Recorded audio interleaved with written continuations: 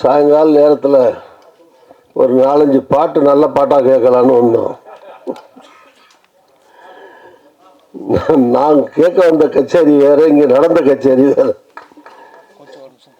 இது வழக்கமாக நாங்கள் வெளியே நடக்கிற கச்சேரி தான் இந்த மேடையில் இப்போது நடந்து கொண்டிருந்தது. நான் வரைக்கும் கேள்விப்பட்டதே இல்லை. சென்சாரில் படம் சென்சாரில் படம் சென்சார் பண்ண பிறகு படம் ரிலீஸ் பண்ணுறது ஓகே. பட் சாங் ரிலீஸ் பண்ணுறது பாட்டு ரிலீஸ் பண்ணுறதை சென்சாரில் நிறுத்திருக்குங்கிறது நாங்களே டேரக்டர் செல்வமணி சார்ட்ட கேட்டேன். ஏங்க கேசட்டில் பாட்டில் ஏதாவது தப்பாக அரசாங்கத்தை சாடியோ அந்த மாதிரி ஏதாவது பாட்டை கேட்டுட்டு நிறுத்தினாங்களா தெரியல எனக்கு. அதுவும் இந்த அழைப்புகள்லாம் அடித்த பிறகு 2 நாளைக்கு முன்னால் திடீர்னு சாங் ரிலீஸும் பண்ணக்கூடாது, பாடல் ரிலீஸும் பண்ணக்கூடாதுன்னு சொல்லிட்டாங்கன்னு கேள்விப்பட்டேன். இது ரொம்ப ஒரு 110-115 கட்டு கொடுத்தாங்கலாம் சொன்னார். இது பாடல் ரிலீஸே பண்ணக்கூடாதுன்னு சொன்னது இது அந்த கொடுமைகளுக்கெல்லாம் உச்ச கொடுமை. அது பாடல்கள் ரிலீஸ் பண்ணக்கூடாதுன்னு சொல்லியிருக்கிறது. பட் நாங்கள் கூப்பிட்ட ஆள்கள்லாம் உங்களுக்கு சரியான ஆட்களை நீங்கள் கூப்பிடல, எங்களால் பிரயோஜனம் இல்லை. உங்களுக்கு வேல்முருகனாலேயோ என்னாலேயோ அல்லது மார்க்சிஸ்ட் சகோதரர் பாலகிருஷ்ணனாலேயோ நாங்கள் பேசினா வேகமாக பேசி சத்தம் போட்டால் உங்களுக்கு மேற்கொண்டு கெடுதலான வருமே தவிர நன்மை கண்டிப்பாக கிடைக்காது. அது வாய்ப்பே கிடையாது. அரசாங்கத்தை எதிர்த்து நீங்கள் யாரை எதிர்த்து போராடிட்டு இருக்கீங்களோ அதுக்கு நாங்களே வேகமாக பேசலாம். ஆச்சா போச்சா வாங்க, நாங்கள் நிற்கிறோம், தொடக்கி நிற்கிறோம், 1-2 பாத்திரம் வெட்டிடுவோம், கொத்திடுவோம், ஏதாவது சொல்லிட்டு போகலாம். பட் ரியாலிட்டியில் பிரச்சனை சால்வ் ஆகாமல் ஆகாது, அது வாய்ப்பு இல்லை இல்லையா? பட் இருந்தாலும் ஒரு கருத்து பரிமாற்றங்கிற விதத்தில், கருத்து சொல்லப்படுங்கிற விதத்தில் கூப்பிட்டீங்கன்னு தான் நான் எடுத்துக்கிறேன். அந்த விதத்தில் இந்த நிகழ்ச்சியில் கலந்து கொண்டதில் மகிழ்ச்சி தான். சென்சாருங்கிறது இப்போ இல்லை, அந்த காலத்தில் இருந்ததுக்கு கொஞ்சம் எம்ஜிஆர் காலத்திலேயே நீங்கள் சொன்ன மாதிரி இன்னும் பாட்டுலேயே கூட எடிட்லாம் பண்ணியிருக்காங்க. அண்ணா பிரச்சனை அண்ணா படத்தில் காமிச்சாருன்னா கட் பண்ணியிருக்காங்க. மேடையில் முடங்கு அறிஞர் அண்ணா போல், அறிஞர் அண்ணான்னு வரக்கூடாதுன்ட்டாங்க அப்பெல்லாம். அதில் மேடையில் முடங்கு திருவிக்கா போல்னு படத்தில் வரும். ஆனால் வெளியே கேசட்டில் மேடையில் முடங்கு அறிஞர் அண்ணா போல்னு வெளியே கேசட்டில் வரும். ஸோ இந்த மாதிரி வார்த்தைகள்லாம் கூட எடிட் பண்ணியிருக்காங்க அந்த காலத்துலேருந்து. ஆனால் என்ன இப்போ ஜாஸ்தி ஆகிடுச்சு, அவ்வளோதான். அது ஒன்று மேடையில் முழங்க அறிஞர் அண்ணா அது என்ன கெட்ட வார்த்தையா? வன்மையை சொல்லாது. ஒரு தலைவருக்கு விளம்பரம் வரக்கூடாதுங்கிறதுக்காக, அந்த கட்சி வளர்ச்சியை தடை பண்ணுங்கிறதுக்காக அந்த காலங்களில் அது தொடர்ந்து எல்லா ஆட்சி காலங்கள்லையும் மாறி மாறி நடந்திருக்கு. இப்போ அதிகமாக நடக்குது, ஜாஸ்தியாக நடக்குது. இன்னொன்று என்னுடைய கருத்து கேட்டிங்கன்னா, இந்த சென்சார் போர்டு இருக்கு இல்லையா, சென்ட்ரல் கவர்மெண்ட் தான் போடுறாங்க. சென்சார் போர்டில் அரசியல்வாதிகளை போடக்கூடாது. எந்த கட்சி ஆட்சியில் இருக்கோ அது என்னாச்சுன்னா ஒரு ஆறுதல் பரிசு மாதிரி ஆகிப்போகுது. சென்சார் போர்டு மெம்பர்னு போட்டு வேறு மேலே ரவுண்டில் சென்ட்ரல் கவர்மெண்ட்டு சிம்பிளை போட்டுக்கலாம். அதை பாக்கெட்டில் வச்சுக்கிட்டு காட்டுறதுக்காக நாங்கள் மத்திய அரசினுடைய பிரதிநிதியா, இல்லை மத்திய அரசில் சென்ட்ரல் கவர்மெண்ட்டில் போஸ்ட்டில் இருக்க மாதிரி அது இப்போ போனால் 1000-2000 கொடுக்குறாங்கன்னு நினைக்கிறேன். அங்கே போய் உட்காந்து படம் பார்த்தாங்கன்னா. ஸோ சினிமாவிலே சம்மந்தமே இல்லாத ஆட்களை கட்சியில் இருக்காங்கிறதுக்காக ஒரு சிலதை போட்டு விட்டுறாங்க. அது எந்த கட்சியும் இல்லை, இப்போ பிஜேபி இல்லை, காங்கிரஸ் இல்லை, எந்த கட்சி இருந்தாலும் இந்த சினிமாவுக்கும் கட்சிக்கும் அதை போய் அதில் புகுத்த வேண்டியது. அது ஒரு தனி உலகம், இது தனி அரசியல் வேறு, கலை உலகம் வேறு. ஒன்றோட ஒன்று பெண்ணாக தான் இருந்தாலும் அதில் போய் சிக்கல் உண்டாக்குற மாதிரி வெளியே இருந்து அவுட் சைடர்ஸ் போடுறது அனாவசியமான பிரச்சனைகள் தான் உண்டாக்கும். ஒரு கட்சிக்காரங்களை போட்டு வச்சிங்கன்னா அந்த கட்சியை தாக்கி ஒரு நிகழ்ச்சி வர்ற மாதிரி இன்டைரக்டாக வந்தால் அது கட் பண்ணுங்க விட மாட்டேன்னு சொல்லுவாங்க. இல்லைன்னா அடுத்த அந்த கமிட்டியில் அவன் இருக்க மாட்டான். ஸோ அவங்க கடமையை செய்யறதா நினச்சி அவங்க தப்பாக பண்ணிகிட்டு இருப்பாங்க. ஸோ அதனால் அவங்கள அந்த மாதிரி போடாமல் இருக்கிறது என்ன கேட்டால், அரசியல்வாதிகளை, அரசியல் சம்மந்தப்பட்டவங்களை யார் ஆட்சியில் இருந்தாலும் சென்சார் போர்டில் இல்லாமல் அஃபிஷியலாக இருக்கலாம், தப்பு கிடையாது. அஃபிஷியலாகவும் பார்ட்டி அபிலேட்டடாக இருப்பாங்க, கட்சி கண்ணோட்டத்தில் செயல்படக்கூடியவங்க இருப்பாங்க. பட் எல்லாரையும் அப்படி சொல்லிட முடியாது. இப்போ நீதிபதிகள் இருக்காங்கன்னா எல்லா நீதிபதிகளும் மோசம்னு சொல்ல முடியாது இல்லையா? நல்ல நீதிபதிகள் இருக்கிற நாட்டில் நீதி இருக்குன்னு, சுப்ரீம் கோர்ட்டாக இருக்கட்டும், ஹைகோர்ட்டாக இருக்கட்டும், அதெல்லாம் ஒரு சில நீதிபதிகள், நீதிமான்கள் இருக்கிறாங்க. ஒரு சில பேர் எல்லாத்துலேயும் நல்லது இருக்குது, கெட்டது இருக்குது. அரசியல்வாதியும் நல்லவன் இருக்கான், கெட்டவன் இருக்கான். அது வேறு எல்லா உலகத்துலேயும் எல்லா ஃபீல்ட்லையும் நீதிபதிகள்லையும் நல்லவங்க இருப்பாங்க, கெட்டவங்க இருப்பாங்க. இருந்தாலும் ஒரு சில பேர் இருக்கிறதுனால தான் நன்மை நடக்குது, ரெமெடி கிடைக்குது.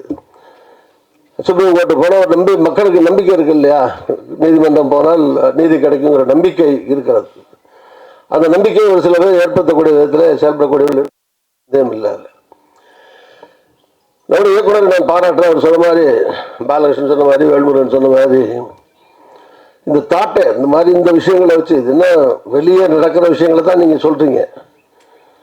இந்த கொலையோ, கொள்ளையோ, கற்பழிப்போ, வன்முறையோ, போலீஸ் அராஜகமோ, அத்துமீறலோ, காவல் நிலைய தாக்குதலோ, காவல் நிலையத்தில் கொலையோ, கற்பழிப்போ, இந்த மாதிரி விஷயங்கள்லாம் வந்து அந்த மாதிரி விஷயங்கள் நடக்கக்கூடாதுங்கிறதுக்காக தானே சொல்ல வர்றீங்க. ஸோ இது வந்து வெளியே நடக்கிற விஷயங்கள் தான் சொல்லப்படுது சினிமாவில். சில நேரங்களில் கொஞ்சம் கற்பனை கலந்து இருக்கும், அவ்வளோதான்.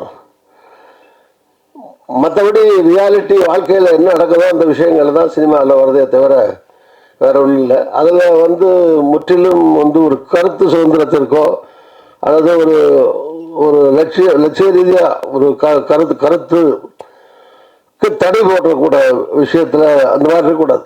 சினிமாவில் வந்து நீங்கள் என்ன சொல்ல விரும்புகிறீங்களோ அதை முழுமையாக சொல்கிறதுக்கான சுதந்திரம் இருந்தால் தான் அது முழுமையான படைப்பாக இருக்க முடியும். பல நாடுகளில் சென்சாரே கிடையாது.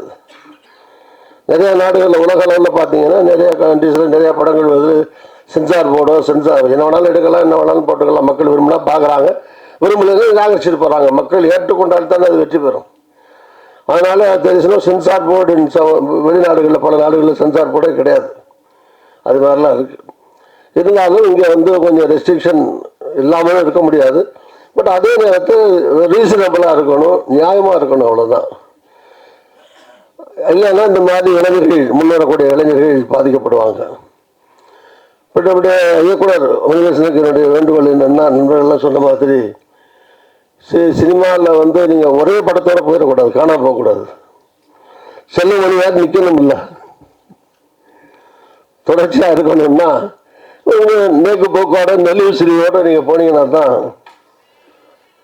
தொடர்ந்து வாங்க. ஸோ ஒவ்வொரு படமும் போராட்டத்தில் வெளியிட்டார்னு நினைக்கிறேன். அதனால் அவர் சொல்ல வர்ற கருத்துக்களை கொஞ்சம் இளமறைவு காய்மறைவா அல்லது மருந்து கசப்பு மருந்து இனிப்பில் கலந்து கொடுக்குற மாதிரி கொஞ்சம் பாலிஷ்டாக பண்ணணும். இல்லைன்னா தாக்கு பிடிக்க முடியாது, அவ்வளோதான்.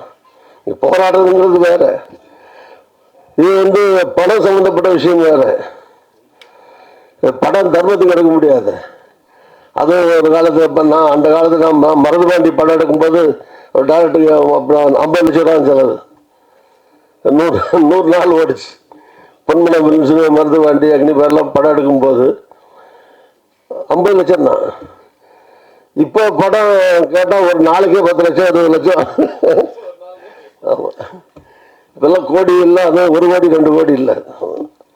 அதனால் காலம் மாறிட்டு போகுது. நீங்கள் வந்து படம் செலவு பண்ணி கஷ்டப்பட்டு கடன் வாங்கியோ இல்லை உங்களை நம்பி ஃபைனான்ஸ் பண்ண வர்றவங்களோ, ஸோ இது வந்து அவங்க சீக்கிடுவாங்க கடைசியாக. அதனால் கொஞ்சம் ராஜதந்திரத்தோட அப்போ தான் நிலச்சி நிற்கலாம். ஓரளவுக்கு காம்ப்ரமைஸ் பண்ணிக்கிட்டு போனீங்கன்னா தான் சினிமாவில் வந்து தாக்கு பிடிக்க முடியுங்கிறது எங்களுடைய அன்பான வேண்டுகோள். பட் அதே நேரத்தில் வந்து நீங்கள் அதுக்காக உங்களை பயப்பட சொல்லலை, தைரியமாக உங்களோட தைரியத்தை பாராட்டுறேன், துணிச்சலை பாராட்டுறேன். பட் சினிமாவில் தொடர்ந்து வெற்றி பெறணும்னா you have to make some compromises also. அப்படி இருந்தால் தான் சினிமாவில் தொடர்ந்து நீங்கள் நீடிக்க முடியும், வெற்றிகரமான படங்களையும் தர முடியும். அதான் எல்லா நண்பர்களும் பேசுனவங்க போகிறோம், அந்த அட்வைஸ் தான் உங்களுக்கு சொன்னாங்க சுற்றி. அதைத்தான் சொல்ல முடியும், வேறு என்ன சொல்ல முடியும்? நீங்கள் அப்படியே பண்ணுங்கன்னா படத்தை நிறுத்திக்கங்கன்னு சொல்கிற மாதிரி ஆகிடும். இல்லையா? ஸோ படம் ரிலீஸ் ஆகணும் இல்லையா? ஸோ அதனால அப்புறம் காம்ப்ரமைஸ் பண்ணி இன்னி தான் அதான் பண்ணணும். 108 கட்டுனா திருப்பி நீங்கள் போய் பேசணும், குறைக்கணும். படம் ரிலீஸ் பண்ணி ஆகணுமே, படத்தை எடுத்து அப்படியே வச்சுக்க முடியாது இல்லையா? ஸோ அதனால் உங்களுடைய முயற்சி வெற்றி பெற வாழ்த்துக்கிறேன். கொஞ்சம் சின்ன சின்ன காம்ப்ரமைஸோடு தொடர்ந்து நீங்கள் 3-4 படம் பண்ணி டேரக்டராக நிற்கிறதெல்லாம் பெரிய விஷயம். எல்லாம் சினிமா வந்து ரொம்ப கஷ்டமான வேலை அது இந்தியாவிலே. அப்படின்னா நல்ல படம் நல்லா இருக்குன்னு அர்த்தம். நிறைய சென்சாரில் 109 கட்டு கொடுக்குறாங்கன்னா பயப்படுறாங்கன்னு அர்த்தம் இல்லையா? படத்தை பார்த்து பயப்படுறாங்க, உங்களை பார்த்து பயப்படுறாங்க, படத்தில் இருக்கிற காட்சிகளை பார்த்து பயப்படுறாங்க, நீங்கள் எடுத்திருக்கிற விதத்தை பார்த்து பயப்படுறாங்கன்னு அர்த்தம். ஸோ அதுலேருந்து எப்படி மீண்டு வர்றதுன்னு பார்க்கணுமே. ஸோ நீங்கள் சண்டை போட்டு படத்தை நிறுத்த முடியாது, ரிலீஸ் பண்ணி தானே ஆகணும். இல்லைன்னா அவ்வளோ செலவு பண்ணது வேஸ்ட், எல்லாருடைய உழைப்பு, உங்களுடைய உழைப்பு எல்லாம் இருக்கு இல்லையா? அது என்ன பண்ணுறது?